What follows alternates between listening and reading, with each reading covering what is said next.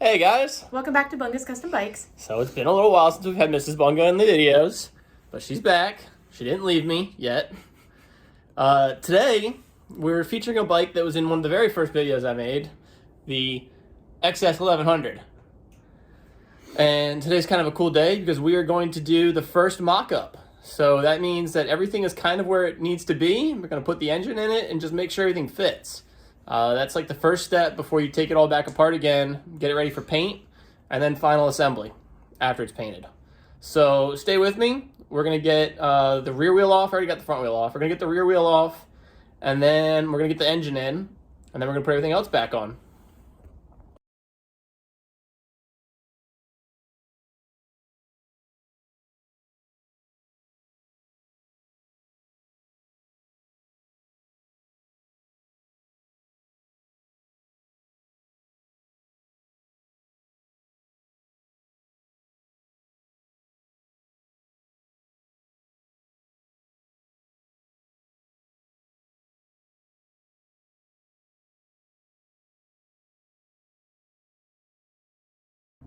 All right, we got the frame stripped down to what I'll call bare bones. And the reason we're doing that is it's going to make it a lot easier to get the engine back into it. There's two methods I want to try. The first one is, tried and true, just lay the engine on the side, kind of slide the frame down over top of it. But the other one I've seen is where people lift the engine with like a bar and then slide the frame into it that way. We'll see what works best. So part of the fit up process is, making sure that all the things are mounted that you need to be mounted before you paint. So that means welding all the little brackets and stuff like that on. So I've got mostly everything welded on. I'm adding this little center kind of piece of flat sheet metal because that's going to be where all my electronics are going to mount once the bike's all done. So that's where the regular rectifier, the X21 that I'm going to use to wire this bike, all that's going to sit right there in the middle underneath the fuel tank. So let's get to welding.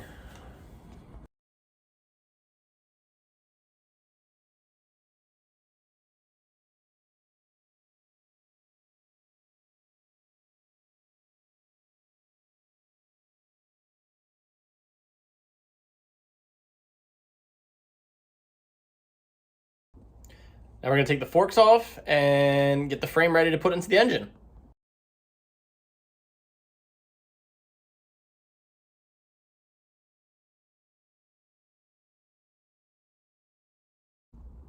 All right, she's pretty well stripped down.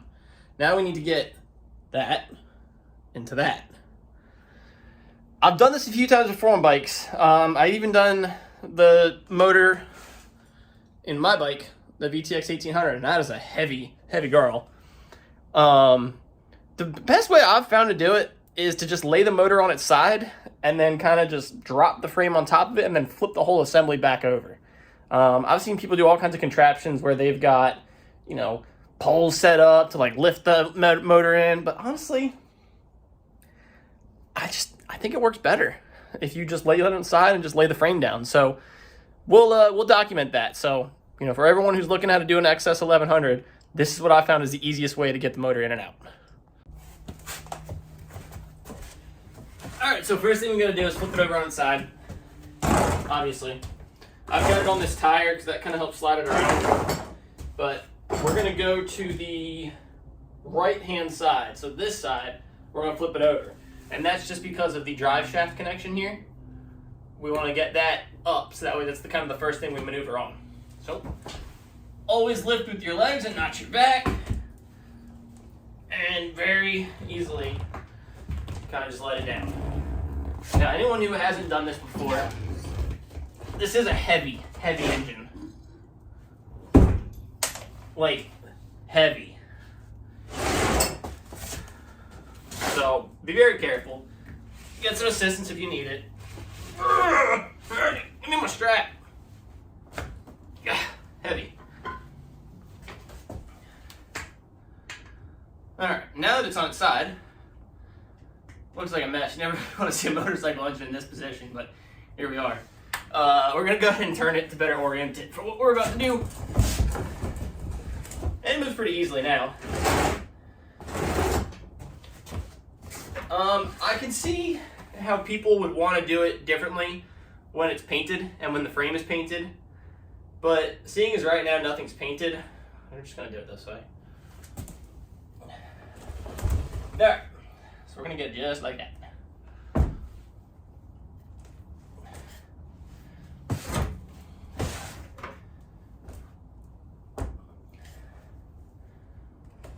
It is a little easier if you can get something underneath it to kind of keep it in that position.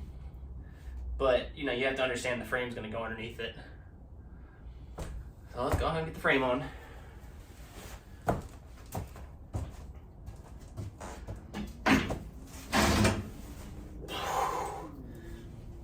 This is also much easier if you don't have the rear swing arm on it. But I do. And you're just going to kind of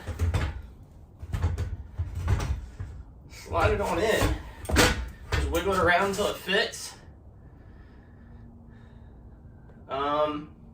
And yeah, I mean, there's really no rhyme or reason to it. You just kind of wiggle it on.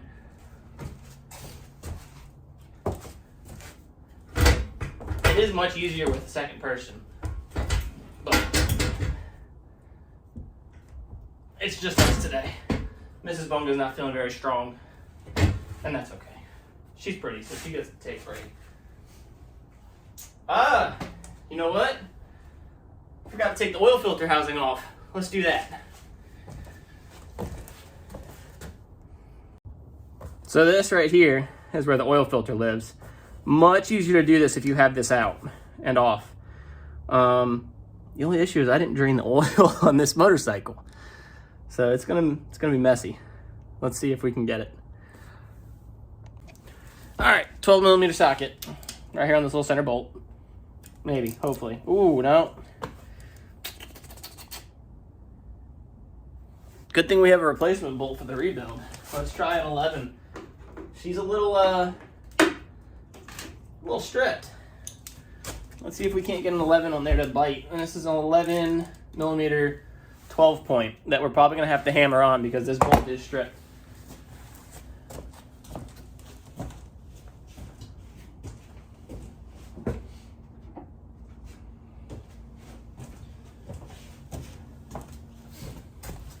And I fully expect this to drain oil all over my floor. All right.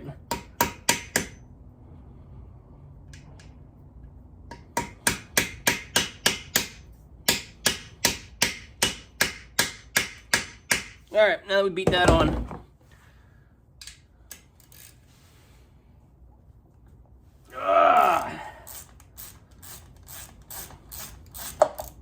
Yep, there's the oil.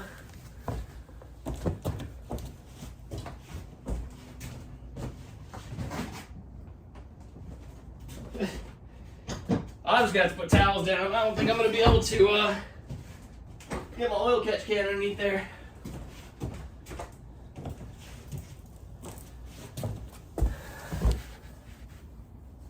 Green oil. I'm sure that means something. Copper in the oil, maybe? No, but look, it's green. I don't think Yamaha uses a special green oil or anything. It'd be kind of crazy if they did.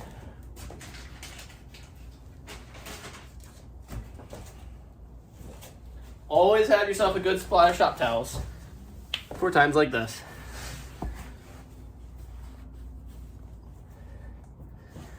Anywho. Alright, there's the oil filter housing. That's the oil filter in there. It's got an O-ring. Anytime you change this, when you change your oil, obviously change that O-ring. So it's kind of clocked. These two little notches, that one and that one, fit towards the back. A lot of times you'll see people run like an oil cooler, and they'll modify this housing where they'll put some lines coming off of the housing, and it'll run up the front of the bike to an oil cooler. So that is something that I've seen done on the 1100s pretty often. But now that we got that off, we should be able to get this frame the rest of the way on.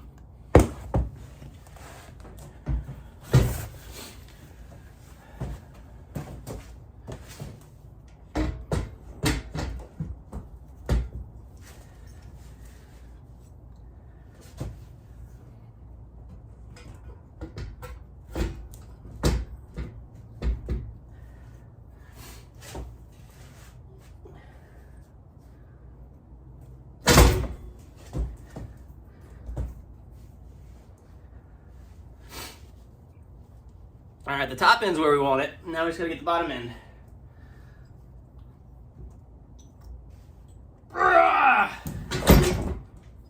And I think she's about there. Let's see, it is in the motor mount there. But we want that motor mount on that side. And let's stand it up. And we'll do the final adjustments with it. Up. Whew. Kerplunk. Alright, she is in the frame. Just need to make some adjustments to get it out of the oil. So all we really need to do now, I forgot to take those bolts out for the drive shaft. You can see them down here. I need to take those bolts out. We'll get that lined up and in there. It needs to rock forward and up. And then it should sit and cradle right in the frame.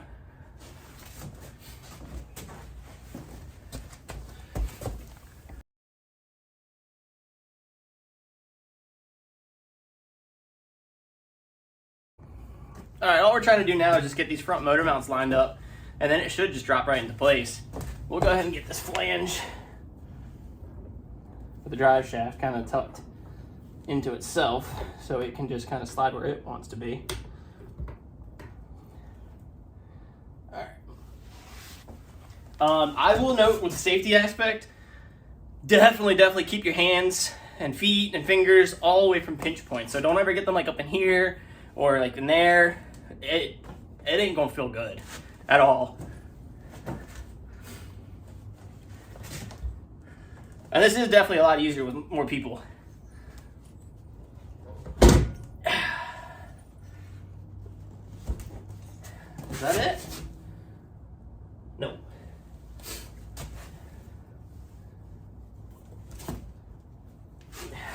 Use my good arm. Fun fact, the doctor cleared me today. My collarbone is healed enough, she says. So I can go back to work. Ah! Which is cool. I'm happy about that. I'm real happy about that. And of course we haven't put the oil back on yet, the filter cover, so it's still kind of just puking oil all over the place, but not too worried about it. I need to get these motor mounts lined up, and I think I'm gonna get the pry bar. And we're gonna pry on it, just to get them where they wanna live. All right, so as you see, it's still a little crooked. So we're gonna get our pry bar in here, and we're gonna pry up on it, and then try and get the motor mounts, which is here, to slide into the slot right there.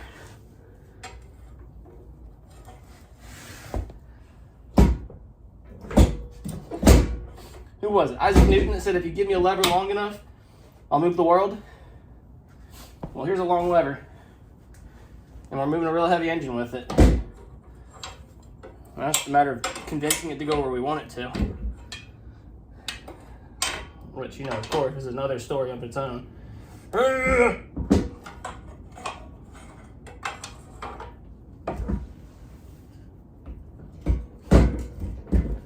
it is. All right, now we just need to get the back. And it's in.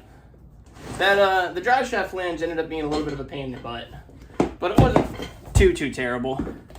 We only leaked oil everywhere, but hey, it's there. It's in. So, next thing we got to do is get it back up on the workbench. I cannot do that by myself because it is far too heavy for me to try and lift by myself.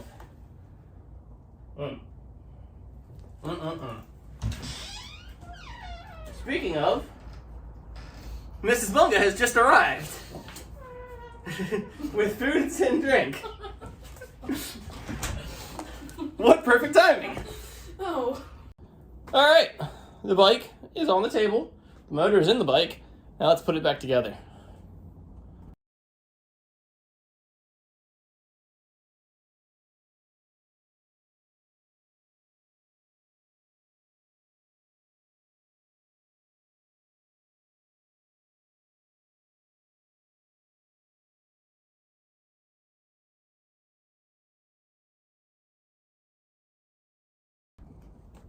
Fender.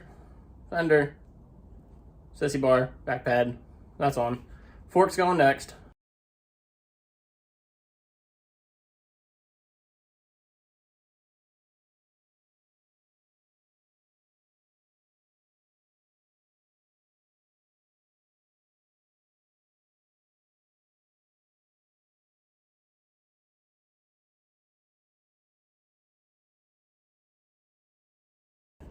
I lied. Forks didn't go on first. Rear wheel went on first. Now forks.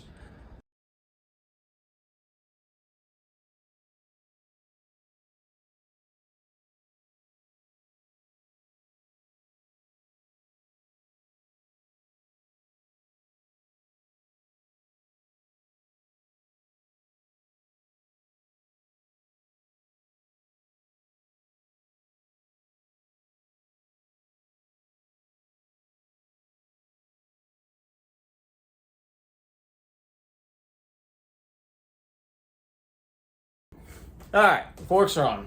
It's starting to look like a motorcycle again. I'd say a pretty good looking one too. It's starting to look like a little bit of a chopper there. 8 hangers. The seats are on. I got the battery box down here. That's going to take some tweaking, and that's why we do this mock-up. Oh, wait. Oh. Wouldn't be much of a motorcycle without carburetors. We'll just sit these here for now, just to kind of get an idea. That's, I mean, the general area that they're going to live. Obviously, they'll be attached to the motor. Oh! Almost forgot.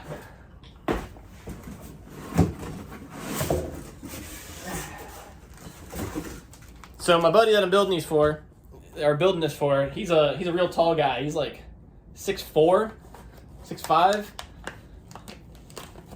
Buddy, if you're watching this and you want to correct me in the comments, you're more than welcome to. I don't remember how tall you are. He's a tall guy. So part of the reason he wanted to rebuild this bike was to make it a little easier for him to ride, being so tall. And he said that with the stock pegs where they are, his knees are in his chest. And that's just not a comfortable way to ride. So I got some new controls for him from TC Bros. I'll link them in the comments, as always, not affiliated. And these are forward controls for this here XS1100. And basically, you know, they mount like that. They're going to mount right up here where the motor mounts are. And that's kind of the last thing I want to get mocked up on this. So let's do that real quick.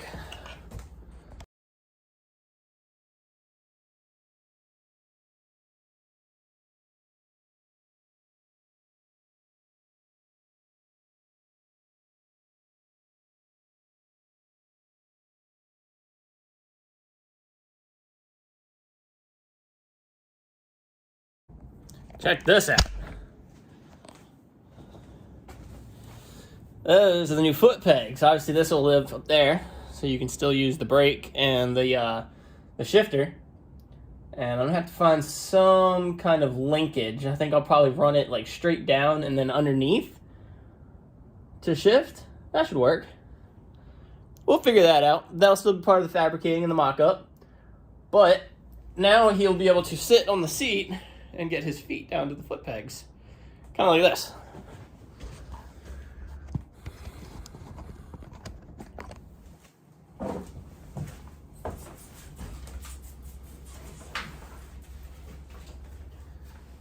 Boom. That's actually very, very comfortable. That's not bad at all. Very cool. Well, friends, I think this is going to wrap up this video. I'm going to have my buddy come in, sit on the bike to give it his final seal of approval before we start getting it ripped down again for paint. It'll be a little while before we paint just because it's pretty cold outside. We need warm air and warm weather to paint. But we'll see what he says. I kind of like it black and chrome like this. It's got a real classic look. So we'll see what he says. But anyways, XS1100. I know it was a long video, a lot went on. Hope you guys enjoyed it. Stay riding.